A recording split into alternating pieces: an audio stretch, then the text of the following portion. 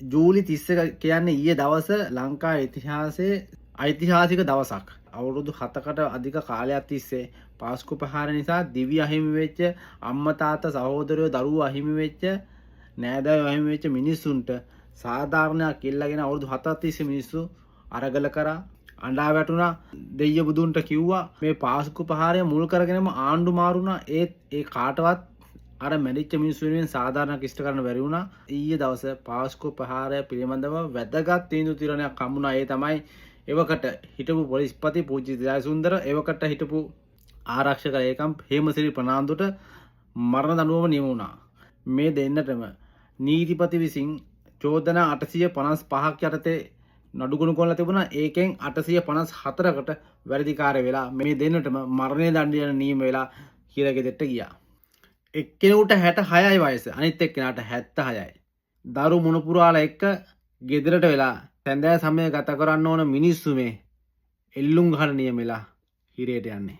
මේ පාස්කු ප්‍රහාරයෙන් පුජ්‍යලයන් 268 දෙනෙක් මැරිලා 586කට තුවාල සිද්ධ වෙලා තියෙනවා. අප්‍රේල් 21 පාස්කු ප්‍රහාරය සිද්ධ වුණා. අප්‍රේල් 20 වෙනිදාත් බුද්ධි තොරතුරු මේ දෙනටම ගිහිලා තියෙනවා. මෙහෙම ප්‍රහාරය සිද්ධ වෙනවා. හෙට අහවල් දවසේ 8ත් 10ත් අතර මරාගෙන මැරෙන බෝම්බ ප්‍රහාර සිද්ධ වෙන තියෙනවා. මේකේ ටාගට් වෙලා තියෙනවා පූජනීය ස්ථාන, හොටෙල් සහ ඉන්දියානු තාරාපති කාර්යාලය කියලා තොරතුරු ගිහිලා තියෙනවා.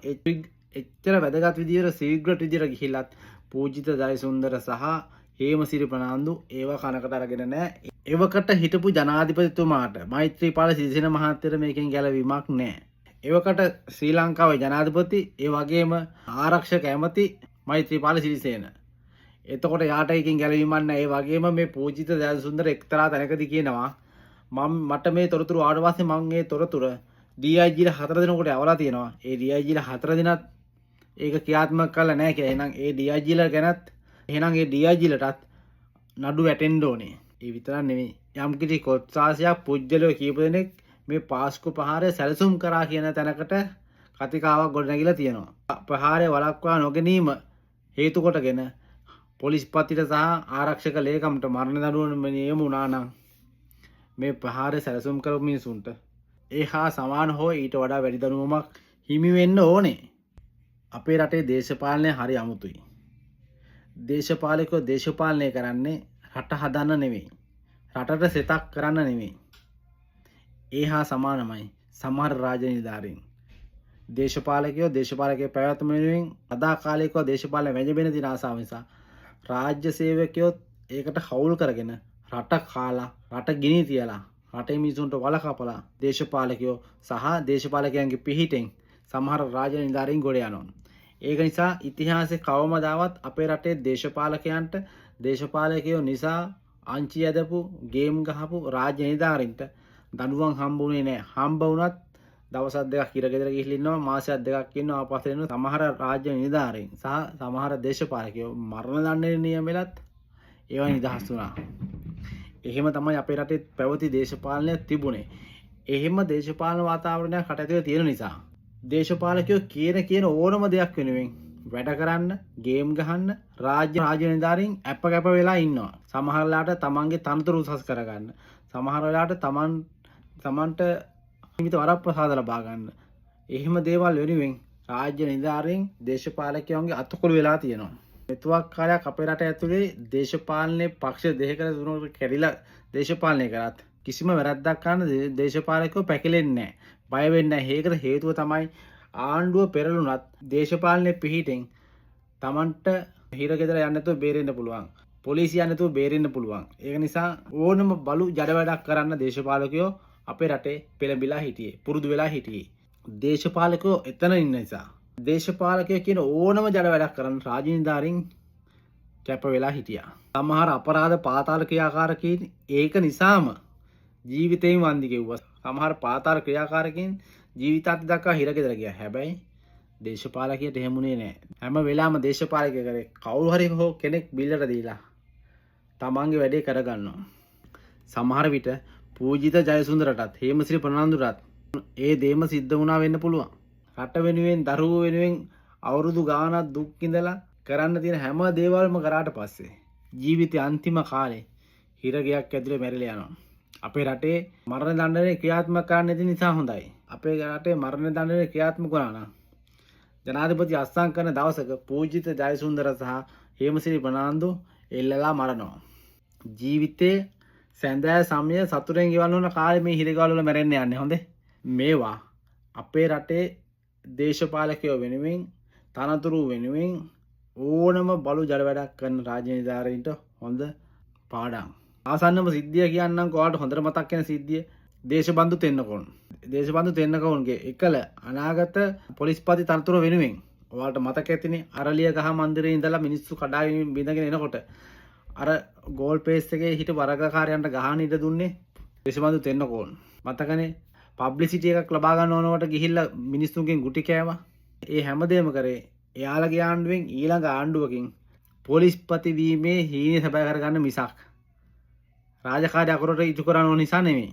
මොකද දේශබන්දු තෙන්නකෝන් ඔතෙන්ට එනකොට ඔය වගේ දේවල් ඕන තරම් දේශබන්දු තෙන්නකෝන් දේශපාලක වෙනුවෙන් කරලා තියෙනවා.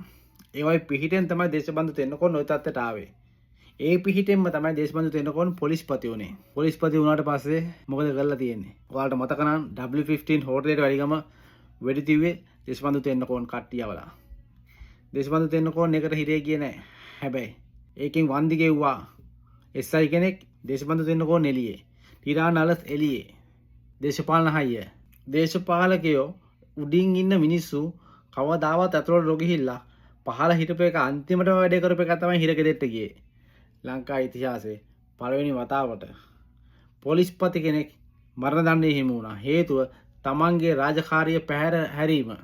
පොලිස්පති ඒ වෙලාවේ ඒව කරකට නොගෙන හිටියේ සමහර විට දේශපාලකයෙකුගේ උමනාව නිසාද එහෙම නැත්නම් තමන් මේව විශ්වාස නොකරපු නිසාද කියලා දන්නේ හිටපු පොලිස්පති පූජිත ජයසුන්දරම තමයි. ඔය අන්තිම මොහොතේ අනුන්ගේ පරිප්පු කාල හිරියට යන ගොඩක් මිනිස්සු කටපුක වහගෙන ඉන්නේ ඒක තමයි. මොකද කට හලවුවොත් එම ඊට වඩා ප්‍රශ්න. මොකද තමන් හිරගෙදරට ගියාට මරන්නේ දන්නේ නියම වෙලා. තමන්ගේ පවුලේ උන් එළියේ ඉන්නවා. ඒව තමයි දේශපාලකයන්ගේ තුරුම්පු. දේශපාලන උමනාවක් මත මේව සිද්ධ වුණා නම් එහෙම නැත්නම් රාජකාරී අකුරට ඉෂ්ට කරන්න ප්‍රතිඥා දීලා රජයේ සේවකයෙක් විදියට පොලිසියේ බැඳලා ඉද්දිත් ඒ රාජකාරිය පැහැර හැරලා ඇස්කම් පියාගෙන ඉඳලා නම් ඒ හැම කෙනාටම මේ විදිහට දඬුවම් හම්බෙන්න ඕනේ. එතකොට තමයි අනිත් උන් හදාගන්න පුළුවන් වෙන්නේ. එතකොට තමයි අනිත් උන්ට දැනෙන්නේ රටේ නීතිය හරියට ක්‍රියාත්මක වෙනවා කියලා. එතකොට අනිත් උන් වැඩි කරන්න බය වෙනවා. මොකද අපේ රටේ ඉතිහාසය එදා මෙදා තුර දේශපාලකයෝ උන්ගේ පැවැත්ම වෙනුවෙන් සමහර නිලධාරීන් පුජ්‍යලයන් බිල්ලට දීලා උන්ගේ ඕනෑපාකම් ඉටු කරගත්තා. රට වෙනුවෙන්ද? නෑ. උන්ගේ යහපත වෙනුවෙන්. මෙහෙම දඬුවම් දෙනකොට තමයි අපේ රටේ වැඩිකාරෝ අඩු වෙන්නේ. මෙහෙම දඬුවම් දෙනකොට තමයි මෙහෙම නීතිය හරියට ක්‍රියාත්මක වෙලා දඬුවම් දෙනකොට තමයි අපේ රටේ අපරාධ අඩු වෙන්නේ. අනුර කුමාර ශානායක ජනාධිපතිතුමා යටතේ MPP ආණ්ඩුව යටතේ අපේ රටේ නීතිය හරියට ක්‍රියාත්මක වෙන්නේ නැත්නම් වැඩිකාරෝන් දඬුවම් හම්බ වෙන්නේ නැත්නම් මේ රට ජීවිතේ කිසිම දවසක පෘථුවියෙන් අතු ගෑවිලා මැකිලා යන තාක්කල් ආයමත් රටේ නීතියක් ක්‍රියාත්මක වෙන්නේ නැහැ හරියට.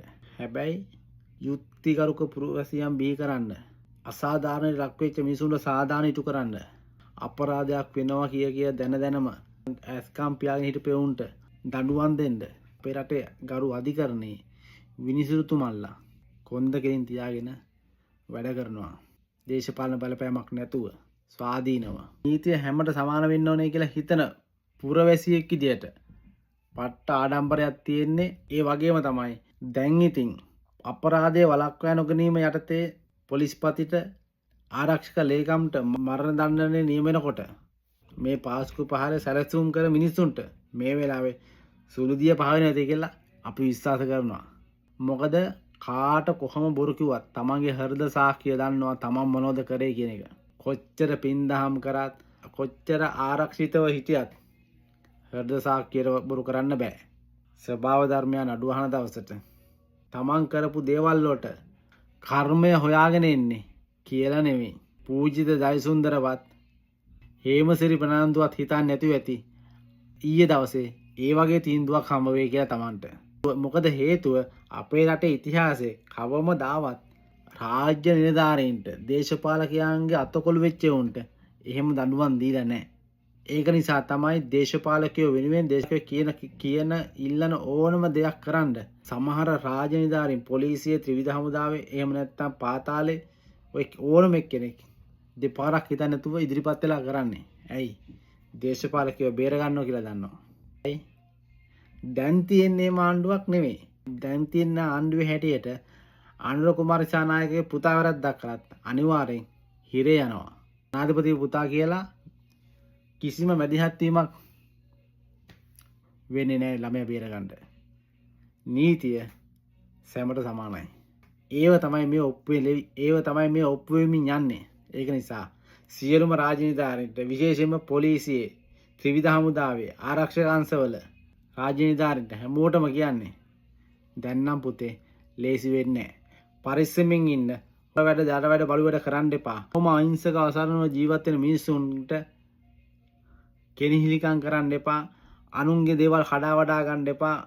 දේශපාලකයන්ගේ පස්සේ ගිහිල්ලා උන්ට ඕන දේවල් කරලා තමන්ගේ ජීවිතයේ අන්තිම කාලේ හිරගෙවල් වල මැරෙන තැනට වැඩ සිද්ධ කරගන්න එපා කියලා ආදරෙන් ඔය සියලුම රාජනිලධාරීන්ගෙන් ඉල්ලා හිටිනවා.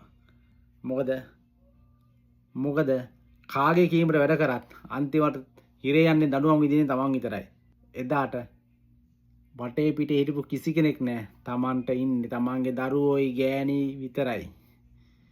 ඒක හොඳට මතක තියාගෙන කරන වැරදි අද ඉඳන් කරන්න. දෙන්න.